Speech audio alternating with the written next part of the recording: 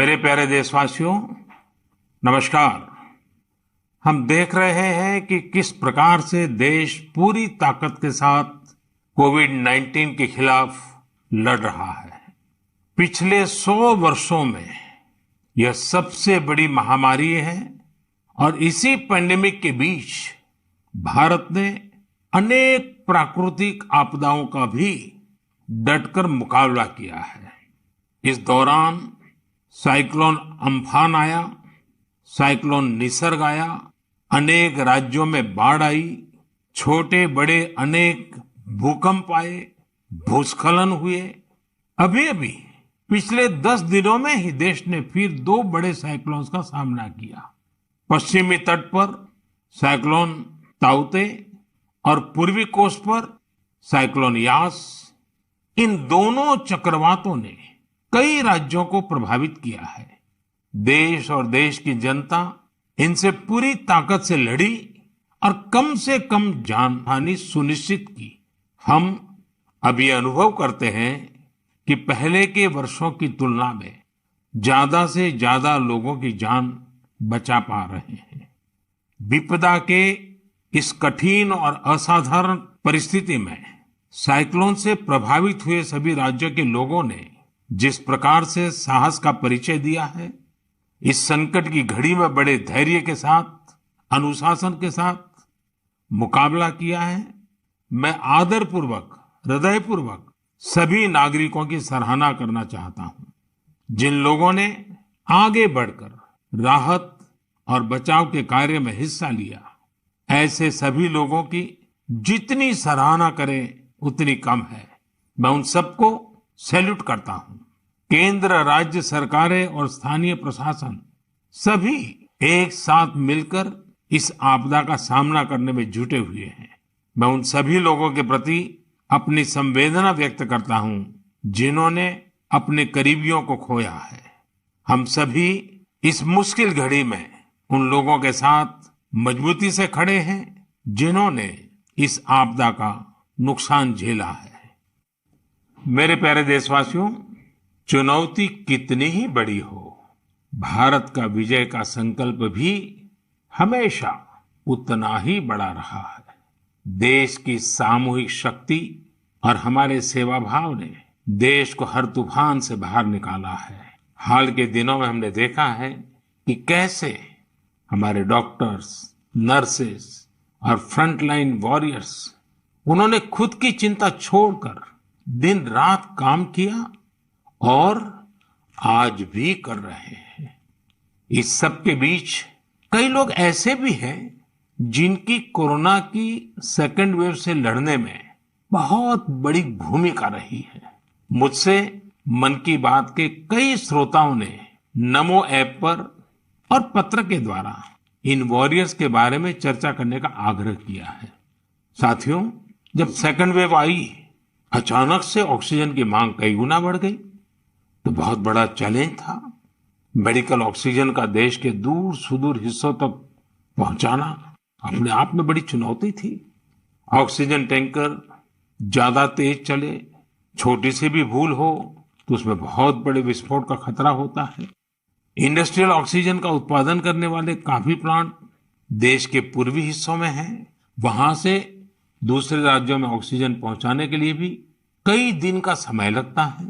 देश के सामने आई इस चुनौती में देश की मदद की क्रायोजेनिक टैंकर चलाने वाले ड्राइवर्स ने, ऑक्सीजन एक्सप्रेस ने, एयरफोर्स के पायलट्स ने, ऐसे अनेकों लोगों ने युद्ध स्तर पर काम करके हजारों लाखों लोगों का जीवन बचाया।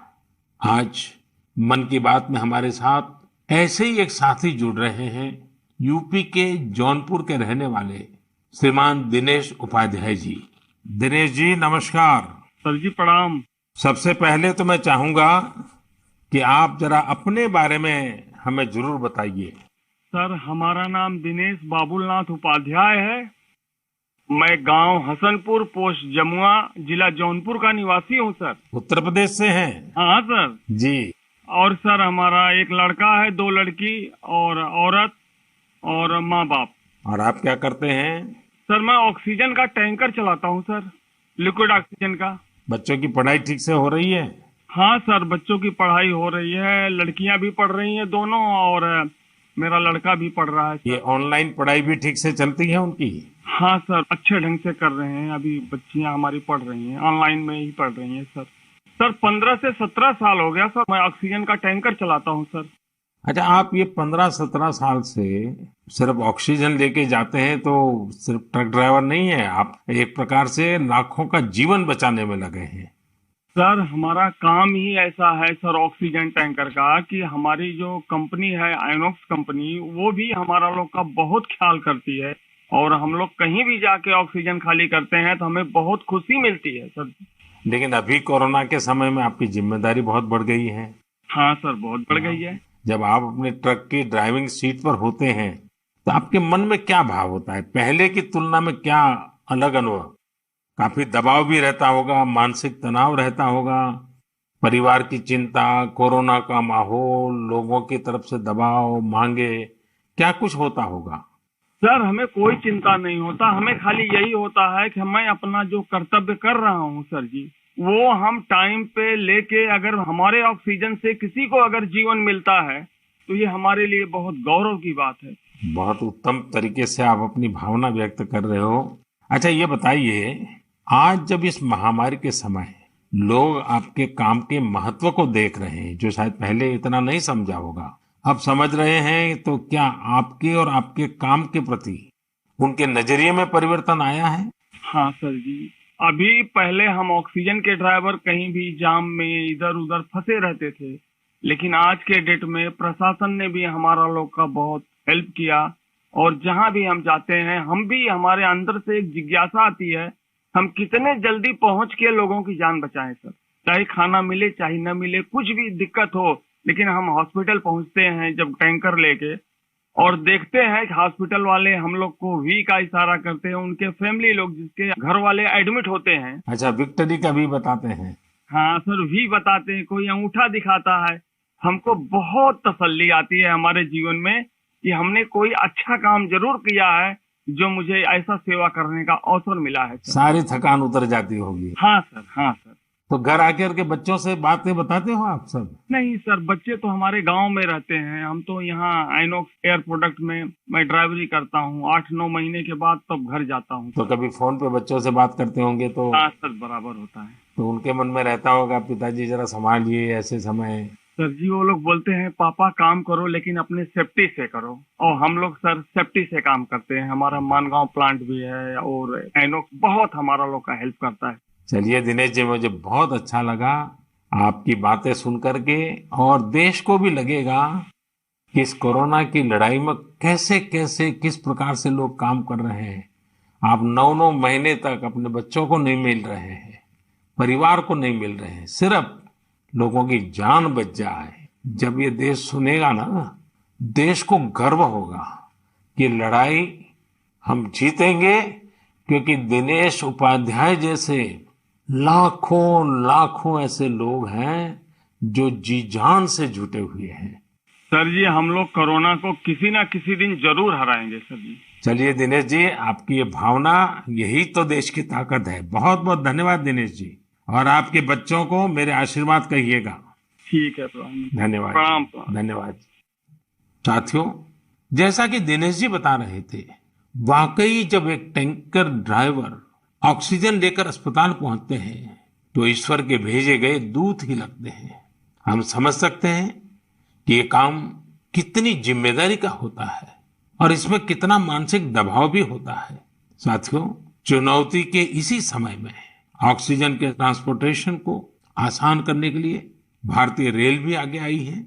ऑक्सीजन एक्सप्रेस, ऑक्सीजन रेल ने सड़क पर चलने वाले ऑक्सीजन टैंकर से कहीं ज्यादा तेजी से, कहीं ज्यादा मात्रा में ऑक्सीजन देश के कोने कोने में पहुंचाई।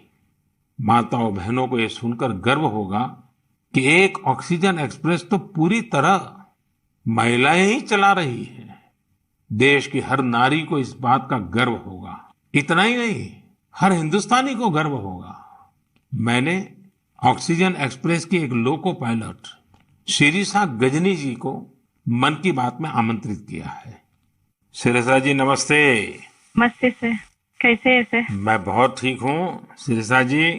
मैंने सुना है कि आप तो रेलवे पायलट के रूप में काम कर रही है और मुझे बताया गया कि आपकी पूरी महिलाओं की टोली ये ऑक्सीजन एक्सप्रेस को चला रही है।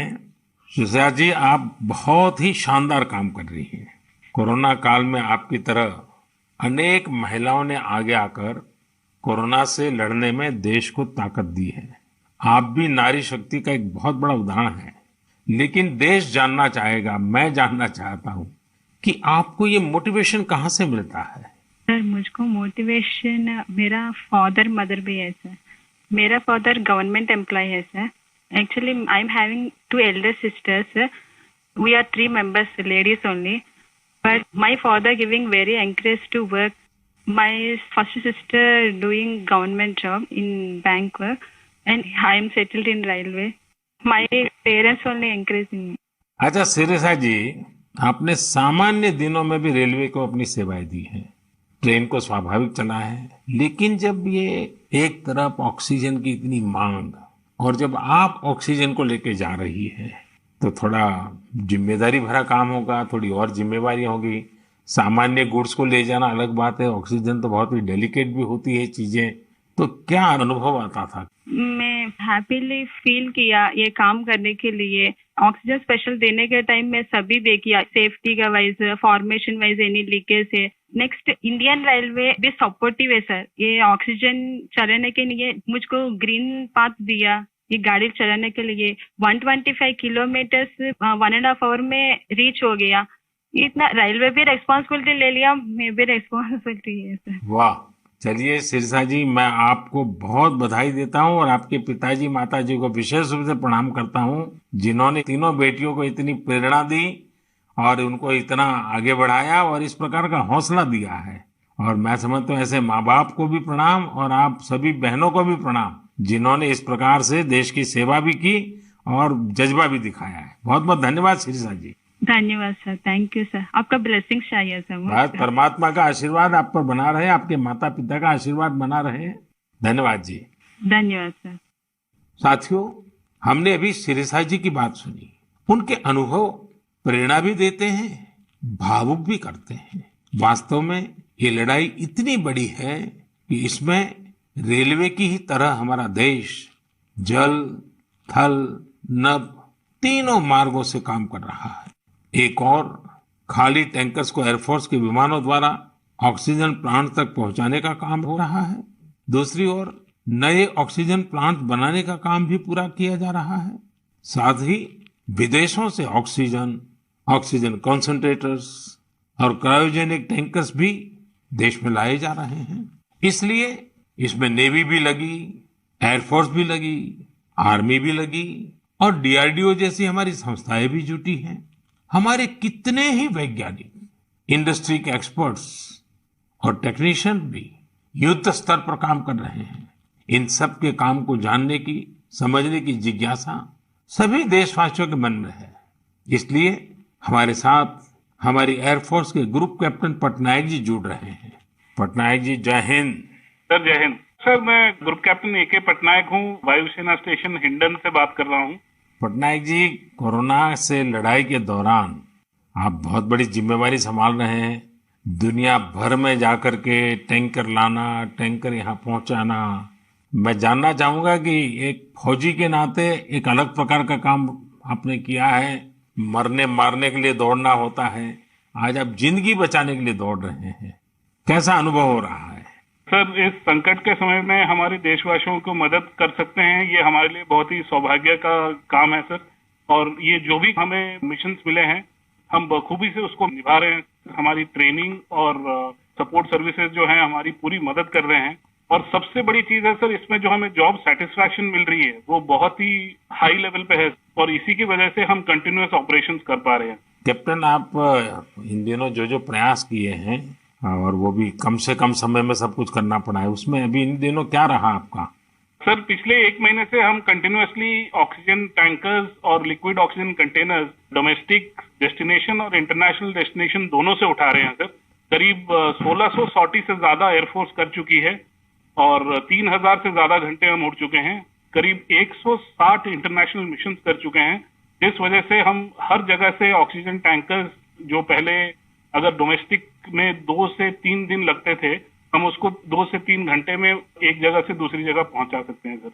और इंटरनेशनल मिशन में भी within 24 hour continuous round the clock operation करके पूरी एयरफोर्स इसमें लगी हुई है कि जितनी जल्दी हो सके हम जितने ज्यादा टैंकर ला सकें और देश की मदद कर सके सर। कैप्टन, आपको इंटरनेशनल में अभी कहाँ कहाँ दौड़ भागना पड़ा?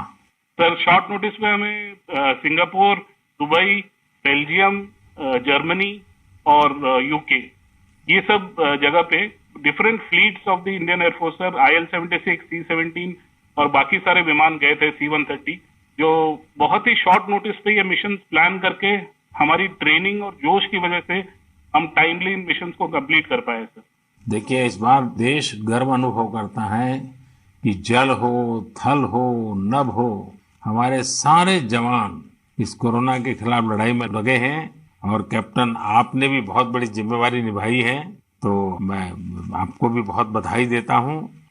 Sir thank you so much sir. हम अपनी पूरी कोशिश में जी जान के साथ लगे हुए हैं और मेरी बेटी भी मेरे साथ है सर, अदिति। अरे वाह! नमस्ते मोदी जी। नमस्ते बेटी, नमस्ते। अदिति, आप कितने साल की हैं? मैं 12 साल की हूँ और मैं क्लास 8 में पढ़ती हूँ। तो ये पिताजी बाहर जाते हैं, यूनिफॉर्म में रहते हैं। हाँ, उनके लिए मुझे बहुत प्राउड लगता है, बहुत गर्व महसूस होता है कि वो इतना सब महत्वपूर्ण काम कर रहे हैं। जो सारे कोरोना पीड़ित लोग हैं उनकी मदद इतनी ज्यादा कर रहे हैं और इतने सारे देशों से ऑक्सीजन टैंकर्स ला रहे हैं, कंटेनर्स ला रहे हैं। लेकिन बेटी तो पापा को बहुत मिस करती है ना?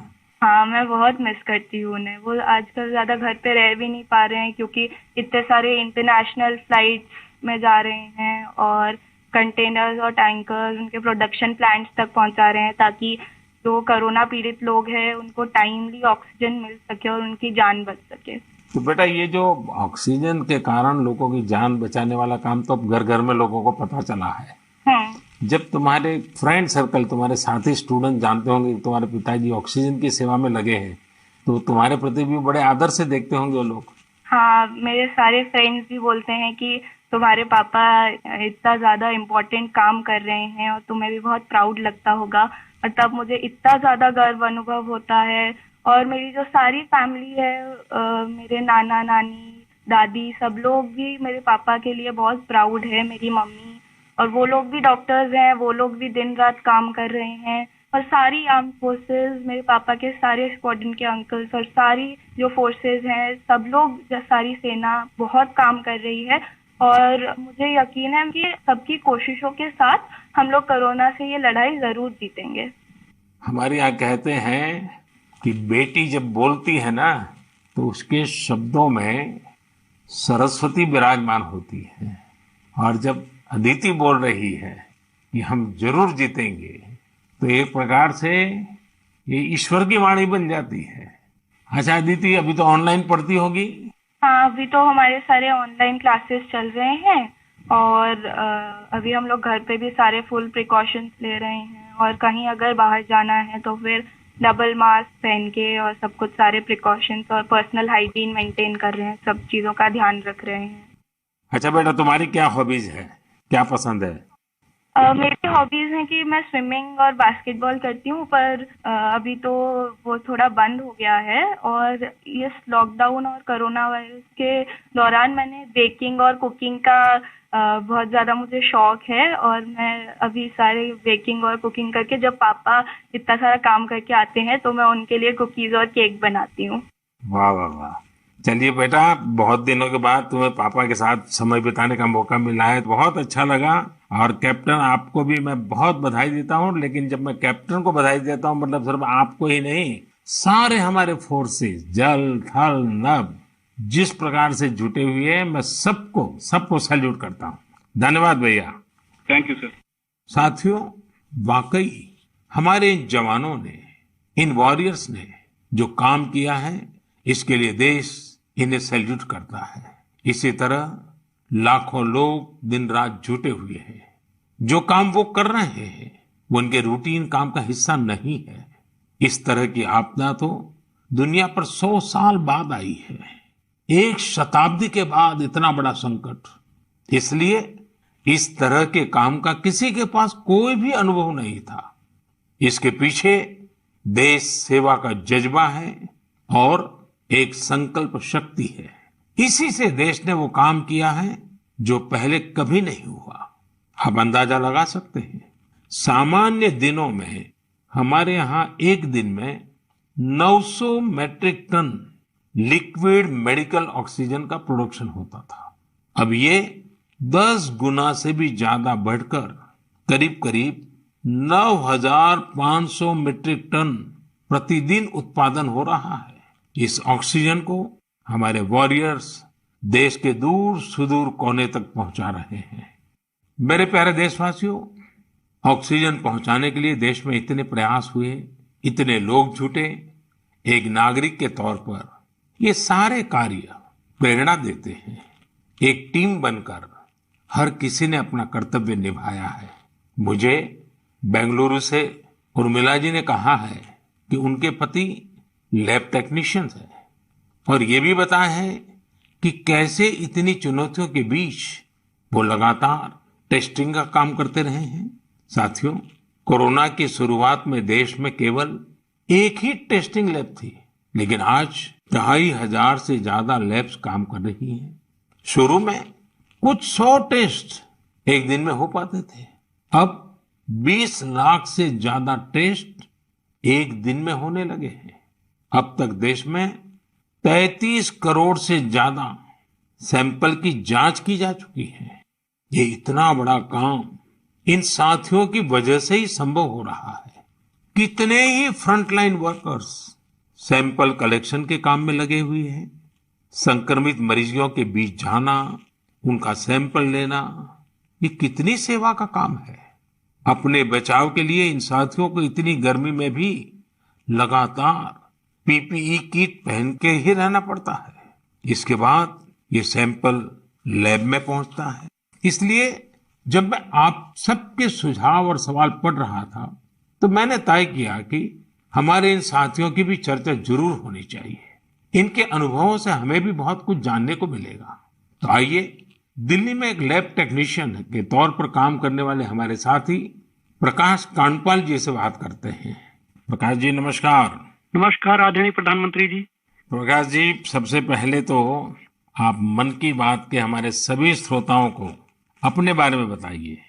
आप कितने समय से ये काम कर रहे हैं और कोरोना के समय आपका क्या अनुभव रहा है? क्योंकि देश के लोगों को इस प्रकार से न टीवी पर दिखते हैं, न अखबार में दिखते हैं, फिर भी एक ऋषि की तरह लैब में रह करके काम कर रहे हैं।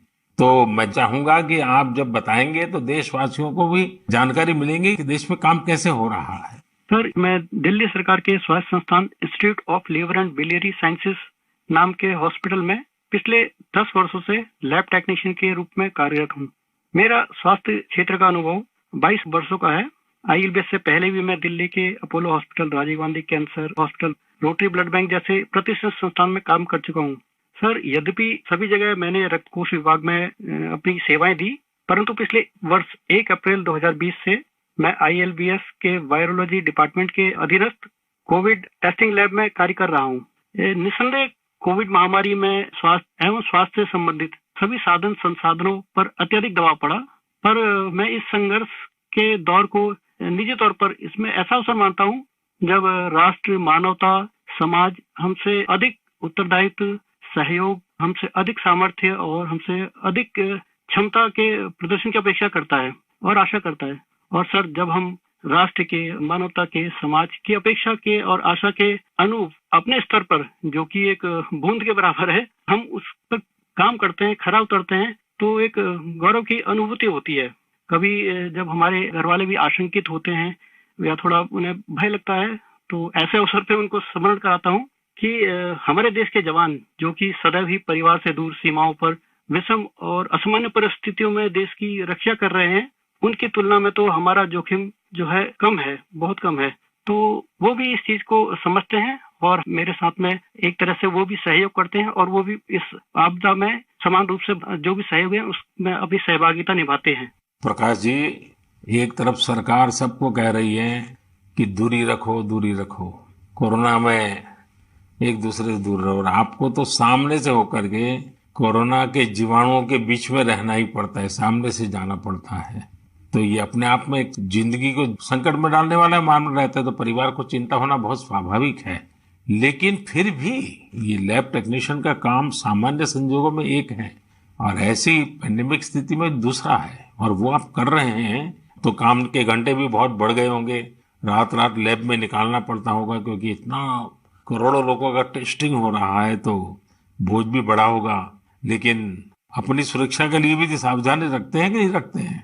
बिल्कुल रखते हैं सर। हमारे ILBS की जो लैब है वो WHO से मान्यता प्राप्त है, तो जो सारे प्रोटोकॉल हैं वो इंटरनेशनल स्टैंडर्ड के हैं। हम त्रिस्तरीय जो हमारी पोशाक है उसमें हम जाते हैं लैब में और उसी में हम काम करते हैं, और उसका पूरा डिस्कार्डिंग का, लेबलिंग का और उनको टेस्टिंग का एक पूरा प्रोटोकॉल है, तो उस प्रोटोकॉल के तहत काम करते हैं। तो सर ये भी ईश्वर की कृपा है कि मेरा परिवार और मेरे जानने वाले अधिकतर जो अभी तक इस संक्रमण से बचे हुए हैं। तो एक चीज है कि अगर आप सावधानी रखते हैं और संयम बरतते हैं तो आप थोड़ा बहुत इससे बचे रह सकते हैं। प्रकाश जी, आप जैसे हजारों लोग पिछले 1 साल से लैब में बैठे हैं और इतनी जहमत कर रहे हैं, इतने लोगों को बचाने का काम कर रहे हैं, जो देश आज जान रहा है। लेकिन प्रकाश जी, मैं आपके माध्यम से आपकी बिरादरी के सभी साथियों को हृदयपूर्वक धन्यवाद करता हूं, देशवासियों की तरफ से धन्यवाद करता हूं। और आप स्वस्थ रहिए, आपका परिवार स्वस्थ रहे, मेरी बहुत शुभकामनाएं हैं। धन्यवाद प्रधानमंत्री जी, मैं आपका बहुत बहुत आभारी हूं कि आपने मुझे अवसर प्रदान किया। धन्यवाद भैया। साथियों, एक प्रकार से बात तो मैंने भाई प्रकाश जी से की है, लेकिन उनकी बातों में हजारों लैब टेक्नीशियंस की सेवा की सुगंध हम तक पहुंच रही है। इन बातों में हजारों लाखों लोगों का सेवा भाव तो दिखता ही है। हम सभी को अपने जिम्मेदारी का भी बोध होता है। जितनी मेहनत और लगन से भाई प्रकाश जी जैसे हमारे साथी काम कर रहे हैं, उतनी ही निष्ठा से उनका सहयोग कोरोना को हराने में बहुत मदद करेगा। मेरे प्यारे देशवासियों, अभी हम हमारे कोरोना वॉरियर्स की चर्चा कर रहे थे। पिछले 1.5 सालों में हमने उनका खूब समर्पण और परिश्रम देखा है, लेकिन इस लड़ाई में बहुत बड़ी भूमिका देश के कई क्षेत्रों के अनेक वॉरियर्स की भी है। आप सोचिए, हमारे देश पर इतना बड़ा संकट आया, इसका असर देश की हर एक व्यवस्था पर पड़ा। कृषि व्यवस्था ने खुद को इस हमले से काफी हद तक सुरक्षित रखा। सुरक्षित ही नहीं रखा, बल्कि प्रगति भी की, आगे भी बढ़ी। क्या आपको पता है कि इस महामारी में भी हमारे किसानों ने रिकॉर्ड उत्पादन किया है? किसानों ने रिकॉर्ड उत्पादन किया तो इस बार देश ने रिकॉर्ड फसल खरीदी भी की। इस बार कई जगहों पर तो सरसों के लिए किसानों को MSP से भी ज्यादा भाव मिला है। रिकॉर्ड खाद्यान्न उत्पादन की वजह से ही हमारा देश हर देशवासी को संबल प्रदान कर पा रहा है। आज इस संकट काल में 80 करोड़ गरीबों को मुफ्त राशन उपलब्ध कराया जा रहा है, ताकि गरीब के घर में भी कभी ऐसा दिन न आए जब चूल्हा न जले। साथियों, आज हमारे देश के किसान कई क्षेत्रों में नई व्यवस्थाओं का लाभ उठाकर कमाल कर रहे हैं। जैसे कि अगरतला के किसानों को ही लीजिए। ये किसान बहुत अच्छे कटहल की पैदावार करते हैं। इनकी मांग देश विदेश में हो सकती है, इसलिए इस बार अगरतला के किसानों के कटहल रेल के जरिए गुवाहाटी तक लाए गए। गुवाहाटी से अब ये कटहल लंदन भेजे जा रहे हैं। ऐसे ही आपने बिहार की शाही लीची का नाम भी सुना होगा। 2018 में सरकार ने शाही लीची को GI टैग भी दिया था, ताकि इसकी पहचान मजबूत हो और किसानों को ज्यादा फायदा हो। इस बार बिहार की ये शाही लीची भी हवाई मार्ग से लंदन भेजी गई है। पूरब से पश्चिम, उत्तर से दक्षिण, हमारा देश ऐसे ही अनूठे स्वाद और उत्पादों से भरा पड़ा है। दक्षिण भारत में विजयनगरम के आम के बारे में आपने जरूर सुना होगा। अब भला ये आम कौन नहीं खाना चाहेगा। इसलिए अब किसान रेल सैकड़ों टन विजयनगरम आम दिल्ली पहुंचा रही है। दिल्ली और उत्तर भारत के लोगों को विजयनगरम आम खाने को मिलेगा और विजयनगरम के किसानों को अच्छी कमाई होगी। किसान रेल अब तक करीब करीब 2 लाख टन उपज का परिवहन कर चुकी है। अब किसान बहुत कम कीमत पर फल, सब्जियां, अनाज देश के दूसरे सुदूर हिस्सों में भेज पा रहा है। मेरे प्यारे देशवासियों, आज 30 मई को हम मन की बात कर रहे हैं और संयोग से ये सरकार के 7 साल पूरे होने का भी समय है। इन वर्षों में देश सबका साथ, सबका विकास, सबका विश्वास के मंत्र पर चला है। देश की सेवा में हर क्षण समर्पित भाव से हम सभी ने काम किया है। मुझे कई साथियों ने पत्र भेजे हैं और कहा है कि मन की बात में 7 साल की हमारी आपकी इस साझी यात्रा पर भी चर्चा करूं। साथियों, इन 7 वर्षों में जो कुछ भी उपलब्धि रही है वो देश की रही है, देशवासियों की रही है। कितने ही राष्ट्रीय गौरव के क्षण हमने इन वर्षों में साथ मिलकर अनुभव किए हैं।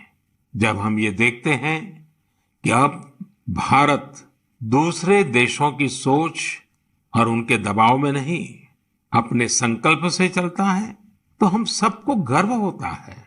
जब हम देखते हैं कि अब भारत अपने खिलाफ साजिश करने वालों को मुंह तोड़ जवाब देता है, तो हमारा आत्मविश्वास और बढ़ता है।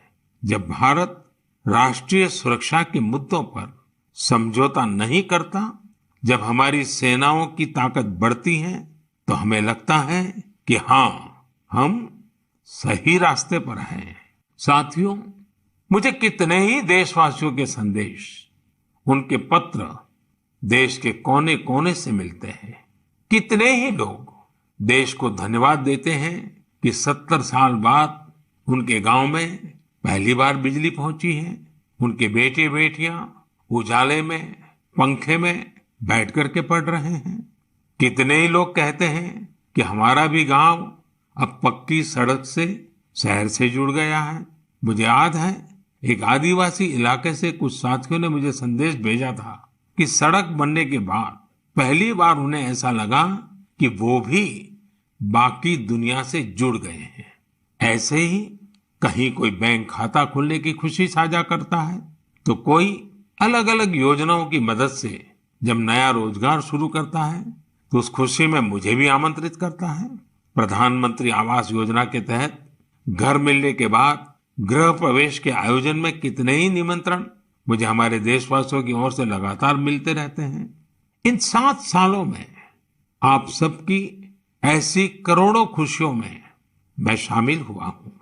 अभी कुछ दिन पहले ही मुझे गांव से एक परिवार ने जल जीवन मिशन के तहत घर में लगे पानी के नल की एक फोटो भेजी। उन्होंने इस फोटो का कैप्शन लिखा था, मेरे गांव की जीवन धारा। ऐसे कितने ही परिवार हैं।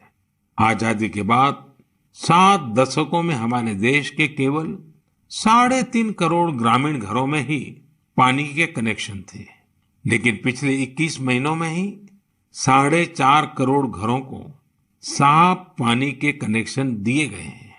इनमें से 15 महीने तो कोरोना काल के ही थे। इसी तरह का एक नया विश्वास देश में आयुष्मान योजना से भी आया है। जब कोई गरीब मुफ्त इलाज से स्वस्थ होकर घर आता है, तो उसे लगता है कि उसे नया जीवन मिला है। उसे भरोसा होता है कि देश उसके साथ है।